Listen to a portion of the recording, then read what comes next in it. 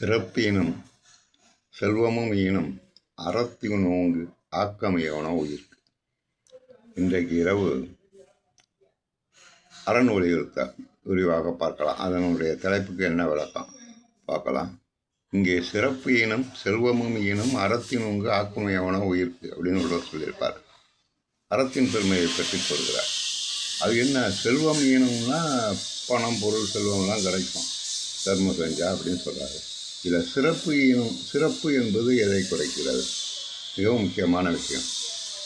அதாவது அறம் 3 நன்மைகளை தரும். இன்மை பயன், மறுமை பயன், வீடு பயன். அதாவது இந்த ஜென்மத்தில் அறம் செஞ்சீங்கன்னா நல்லா வாழலாம். மறுபுறப்பிலையும் இந்திரலோகம் சொற்கலோகம் இந்த மாதிரி சந்தோஷமோட வாழலாம். 3வது இறைவனடி சேரலாம். இதுதான் இங்கே சிறப்பு. அறத்தோடு வாழ்ந்தான். அதனால சொல்கிறாரு, சிறப்பு ஈனும் செல்வமும் ஈனும்னா, செல்வம் கிடைச்சின்னா காசு பணம் கிடைச்சா எல்லாரும் மதிப்பான், சந்தோஷமாக இருந்து போவான். இதில் சிறப்புங்கிற வார்த்தையை ஏன் போட்டாருன்னா, சிறப்பு என்பது முக்தி அடைவது, எண்ணில்லா இன்பம் கிடைக்கக்கூடிய இடம். அது கிடைக்கணும்னா முதல்ல அறம் முக்கியம்.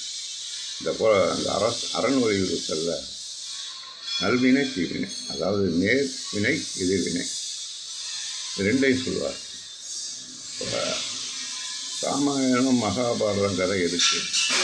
ராமாயணம் மட்டுமே போதுமே. ஒரு மனிதன் இப்படியெல்லாம் வாழணும்னா ராமாயணம் போதும்.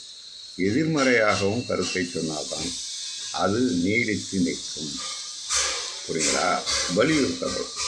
அதாவது 10வது படிக்கிறான் ஒரு பையன், அவங்க அப்பா சொல்கிறார், இந்த வருஷம் நல்ல மார்க் எடுத்து பாஸ் பண்ணிங்கன்னா உனக்கு ஒரு நல்ல சைக்கிள் வாங்கிட்டாருங்க.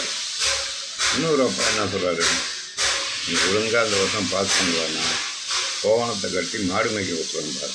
2 பேர் சொன்ன கருத்தும் ஒன்று தான். நான் சொல்கிறது புரியுங்களா? நல்லா படிக்கணுங்கிற கருத்தை சொன்னது.